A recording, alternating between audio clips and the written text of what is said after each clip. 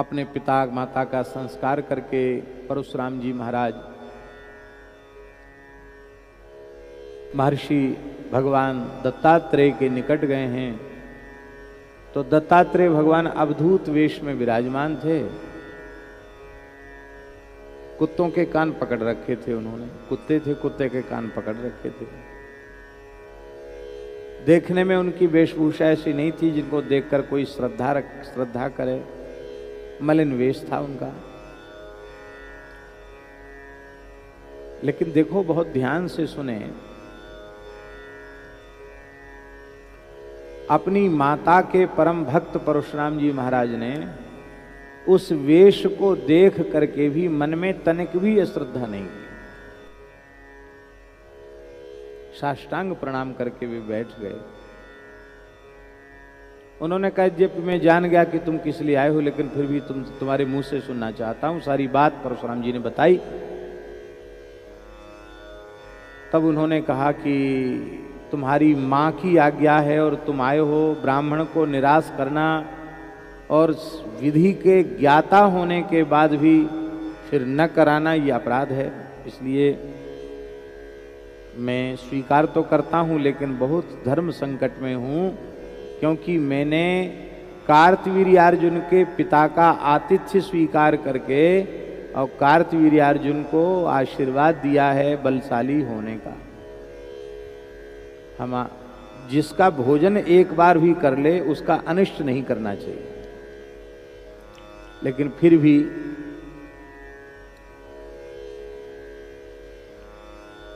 सामान्य विधि जो होती है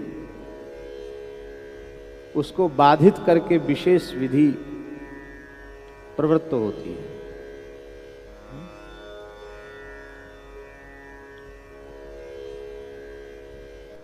इसी को अपने ढंग से पर नित्यंतरंगापवादानाम उत्तरोत्तरम बलीयः, ये परिभाषा व्याकरण शास्त्र की है।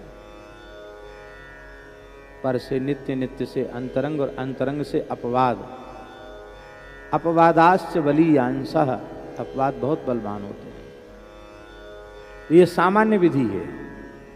पर ब्राह्मण के माता पिता की सद्गति हमारे द्वारा कर्मकांड कराए जाने से होगी, ये विशेष बात है। इसलिए हम चलेंगे। और वे पधारे, उन्होंने किया। तो कराते तो थे दत्तात्रेय जी रोज का क्रियाकर्म, लेकिन अन्न जल ग्रहण नहीं करते थे वहाँ। क्यों? जिसको सूतक लगा हो उसके घर का अन्न जल नहीं लेना चाहिए। तो वे कोल्हापुर भिक्षा करने के लिए चले जाते। कोल्हापुर महाराष्ट्र, वहाँ भिक्षा करने के लिए वो योग बल से चले जाते थे। अपनी माँ की बड़ी याद आई। अभी छठे दिन का कृत्य ही संपन्न हुआ था कि अपने माँ की याद आई, तो परशुराम जी रोने लगे। रो करके उन्होंने अपनी माँ रेणुका को याद किया। जैसे ही अपनी माँ का स्मरण किया तो जिसका सिर अलग, धड़ अलग और हाथ पैर भी जुड़े हुए नहीं थे, ऐसी माता खंड खंड शरीर में वो माता आ गई। माता के पयोधरों से दूध टपक रहा था। अपनी माता का यो रूप देख करके परशुराम जी बड़े पीड़ित हुए। और उसी समय श्री दत्तात्रेय भगवान आ गए। उन्होंने कहा कि अंत्येष्टि के बाद 10 गात्र तक की जो कर्मकांड की विधि है, उसी से मृतात्मा के देह का निर्माण होता है। छठे दिन तुमने अपनी माता को याद करके बुला लिया, इसलिए अपूर्ण अंग वाली होकर के यह आई हैं, नहीं तो संपूर्ण अंग वाली होकर के ये आती। इसका मतलब है कि अंत्येष्टि संस्कार के बाद मृतक के लिए रोना नहीं चाहिए, उसको पुकारना, उसका नाम लेके बुलाना नहीं चाहिए। उसका देह अपूर्ण रह जाता है। यही कारण है कि अंत्येष्टि संस्कार भी विधि पूर्वक होना चाहिए। और इसके बाद 10 गात्र विधान तक पूरा शास्त्र विधि से होना चाहिए। अब सबसे ज्यादा उपेक्षा इसी की हो रही है। हमारे गीता प्रेस के परम धर्मनिष्ठ संपादक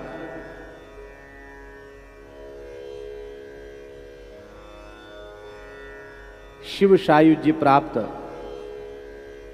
श्री राधे श्याम जी खेमका, उनके संपादकत्व में अंत्येष्टि का, श्राद्ध तर्पण आदि का बहुत सुंदर प्रामाणिक साहित्य गीता प्रेस से प्रकाशित हुआ।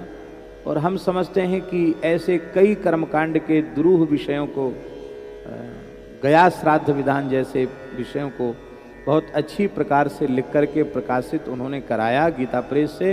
ये उनका बहुत बड़ा सनातन धर्म के लिए योगदान है, बहुत अच्छी बात।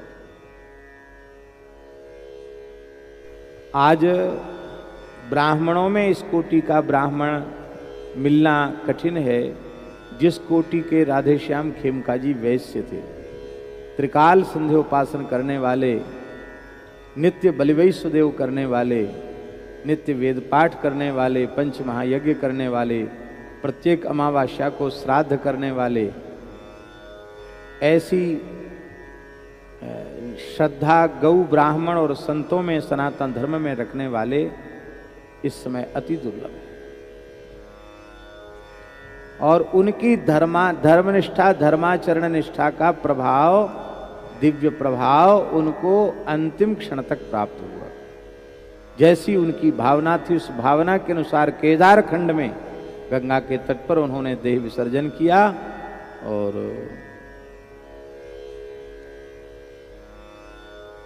श्री पथमेड़ा महाराज जी से भी बात करने की उनकी बड़ी इच्छा थी और हमसे भी बात करने की इच्छा थी। कहा हमारी बस एक ही इच्छा है कि मलुक वाले महाराज जी से बात हमारी करवा दें, लेकिन कोई संयोग होगा कि हम इधर से मिलाएं तो नहीं मिला, उधर से भी कुछ असुविधा रही होगी, जो भी हो, तो बात नहीं हो पाई।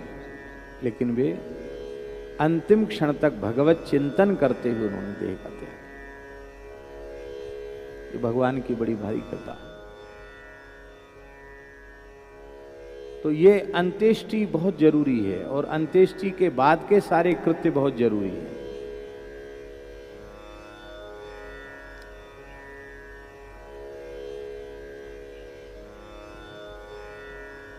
चतुर्थाश्रमियों का, विरक्तों का अग्निदाह इसलिए उचित नहीं है क्योंकि उनका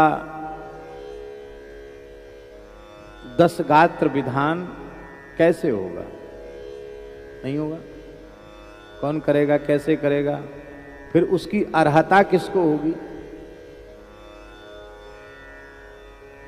तो अग्नि संस्कार कर दिया जाए तो अग्नि संस्कार के बाद फिर 10 गात्र विधान बहुत जरूरी है, अब वो होना नहीं है। चतुर्थाश्रमी के मरने का सूतक भी नहीं लगता, इसीलिए चतुर्थाश्रमियों का अग्निदाह वर्जित है। उनको जल प्रवाह अथवा भू समाधि उनकी उचित है। और हमारे श्री अयोध्या जी में शास्त्री जी विराजमान हैं, वेदाचार्य जी, पूज्य शास्त्री जी, अयोध्या जी वाले शास्त्री जी।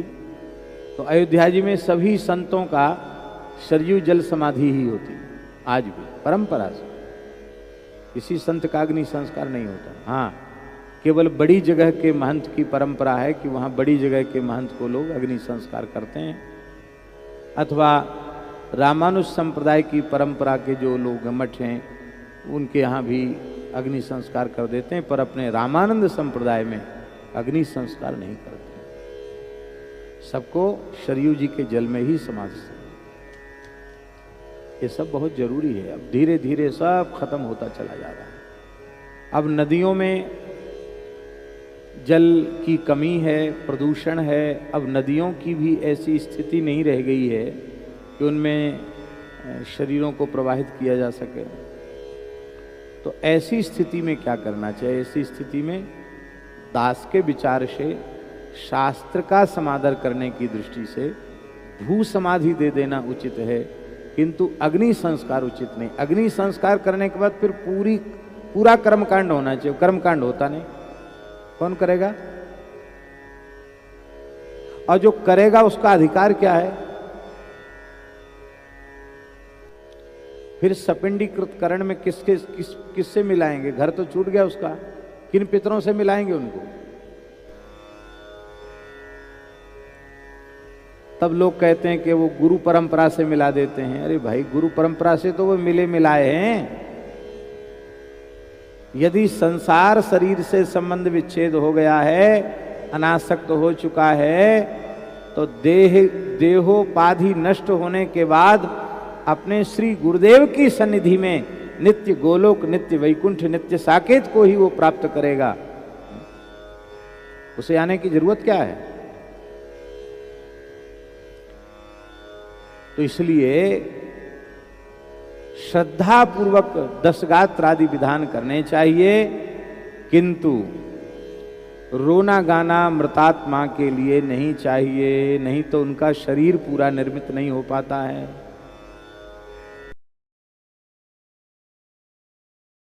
राम कृष्ण की प्यारी गैया सारे जग की माता है।